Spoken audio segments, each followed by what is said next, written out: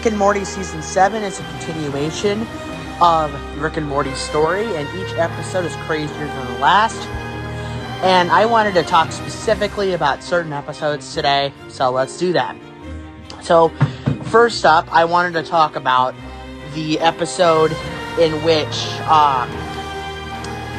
Jerry and Rick transformed bodies, which was a really funny episode, but actually did a really good job proving that Rick and Jerry can actually become proper friends and learn to trust each other and grow a closer bond with one another, which is something I had thought previously was not possible within the two characters. But now that Rick's becoming somewhat of a better person, it seems like that might be more on the table.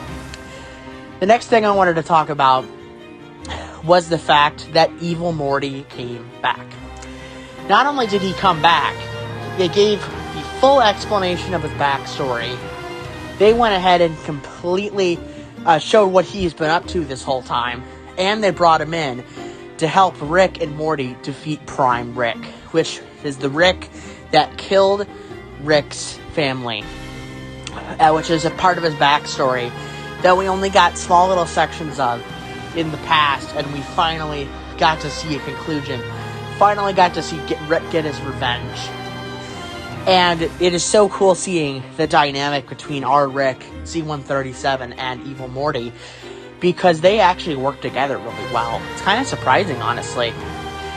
And the episode ended with Rick literally beating Rick Prime to death, and him realizing that he doesn't feel any better after he did that.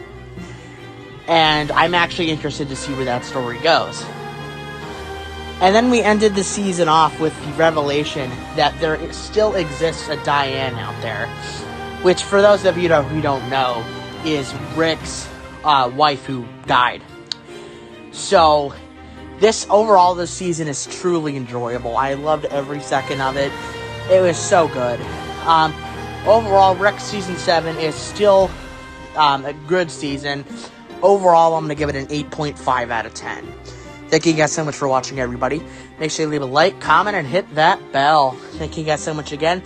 Stay tuned for my next reviews, everybody. See ya. Bye.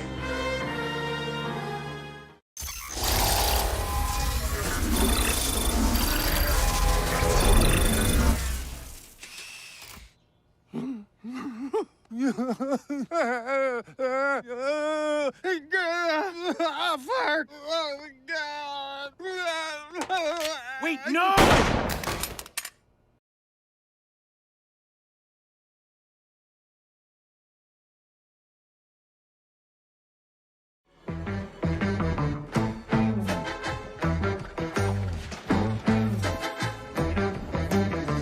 So Minions is the spin-off of the Despicable Me franchise, and it is actually truly fun. Now, I've loved the Despicable Me movies ever since the first one came out. I was a mega fan of the series, and it's just truly exciting to see more movies of that universe. But when the spin-off came out, I was a little skeptical in the sense that I was worried that wasn't going to be as good as the original movies. And then Minions turned out to be fun. You'd think that an hour and a half of Minions would be annoying, but it's actually quite fun. And it's an enjoyable movie, bringing all sorts of references to the classic movies and a bunch of other miscellaneous stuff in there, which is pretty fun.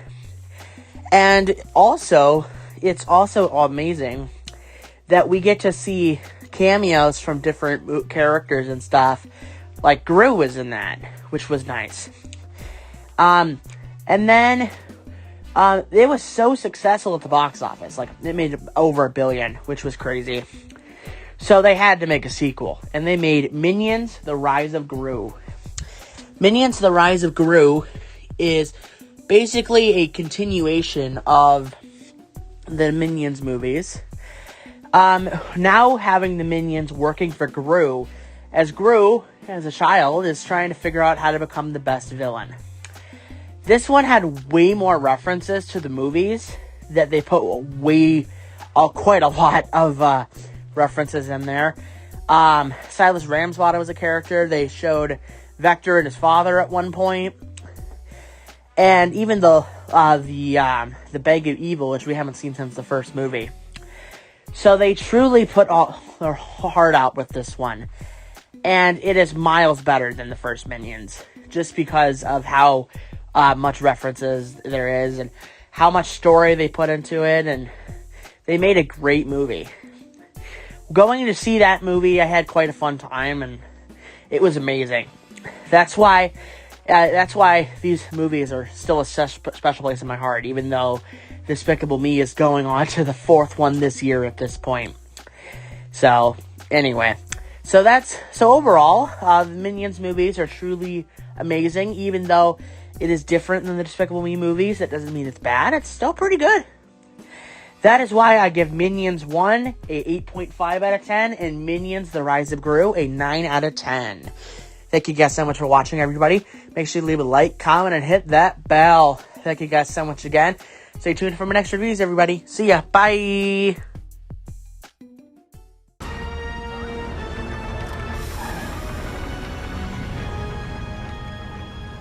Oh, are you kidding me?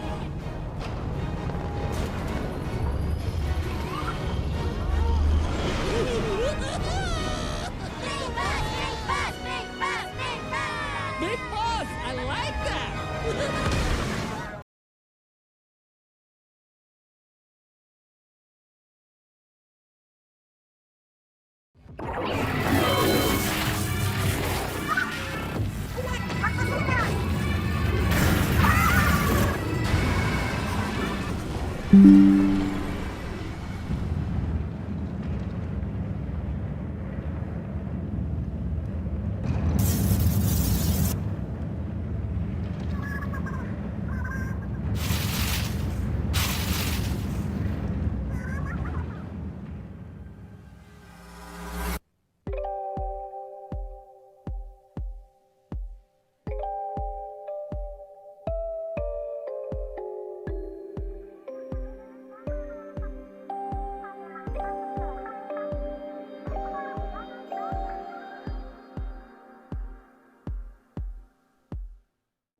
Splatoon 3's DLC Side Order is a new roguelike DLC that takes Agent 8, Pearl, Marina, and a new character Oct in a brand new story where they must climb the Spire of Order to defeat Order and his plans. This is actually the first DLC of Splatoon that I'm actually around the release date for. As I said, an Octo expansion, I played that years after it came out. So, I'm really, really happy that it turned out as good as it did. I beat the thing in about 3 days, but I'll tell you, it was hard. I enjoyed it so much. It was one of those games where, like, they had some lore there, and the gameplay was fun, too. All around, it was good. And the music is always where the best part is. And what I will say is, personally, I believe that Side Order might rival Octo Expansion for being the best DLC in Splatoon. And I say that because I actually enjoyed myself way more with Side Order than I did Octo Expansion. Yes, Octo Expansion did have some pretty cool fights, some pretty good music, some pretty good cutscenes and stuff. But Side Order personally rivaled all of that. In the beginning of the game, they have a bit where you're supposed to figure out how to completely disarm and this bad guy and save Marina. And you think you're about to beat the game, but in actuality, it does a 180 on you and informs you that it's actually just the opener. And personally, that was pretty awesome. Getting to get tricked like that, it was something I should have seen coming. And I will say that personally, I think that the characters are expanded a lot more. I did want to make a couple of comments. First of all, Oct as a character is pretty crazy. I like Oct as a character, but I also like the fact that they are like one of the first canonically non-binary characters in a Nintendo game that I know of. So that's huge, especially for the LGBTQ community. On the same note, there's also the fact that they didn't literally say it, but it's you can no longer deny that Pearl and Marina are in a relationship now. And I say that because if they're just be openly flirting in the game, and Ox is just in the background like, I'm here too. See, Splatoon has always been a really fun game for me, especially since I got my hands on Splatoon 3 back in Christmas of 2022. And I cannot wait to see what happens with upcoming Splatoon content. They're heading in a really good direction, and I really think they could pull off something good if they stick to experimenting a little bit. Especially because if you take a look at where the hero story was, everything from Splatoon 1 to Splatoon 3 in the sense of, like, the Squid Sisters, Gramps, and those characters, that story is completed. Nintendo said it themselves. The end of the story was, what I did is in between alternative. So it's entirely possible that they might be exploring brand new characters and brand new things in Splatoon 4 if they do it. Which they should, because Splatoon makes a lot of money. Anyway, overall, Side Order is definitely worth it. I'd say it's better than Octo Expansion. And I would say it's worth the $25 that you have to pay for it. And personally, I cannot wait to see what they have coming. That's why Side Order is a 9.5 out of 10. Thank you guys so much for watching, everybody. Make sure you leave a like, comment, and hit that bell. Thank you guys so much again. Stay tuned for the next reviews, everybody. See ya. Bye! Conditions include destroying the portals from which hordes of enemies appear, chasing and defeating enemies, guiding a ball, and more.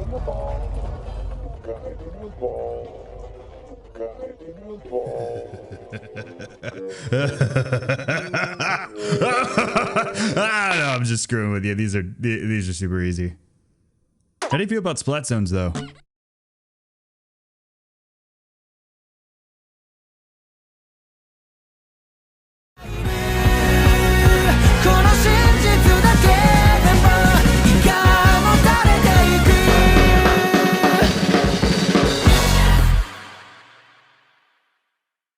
So I just finished watching Spy Families Season 1 and 2.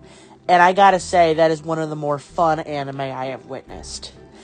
It is such a good show, and it's really good, really funny, but it has a really good story, too, with the different characters having different spotlights. And I think it's interesting that the dad is a spy, the mom's an assassin, the dog can see the future, and the kid can read minds.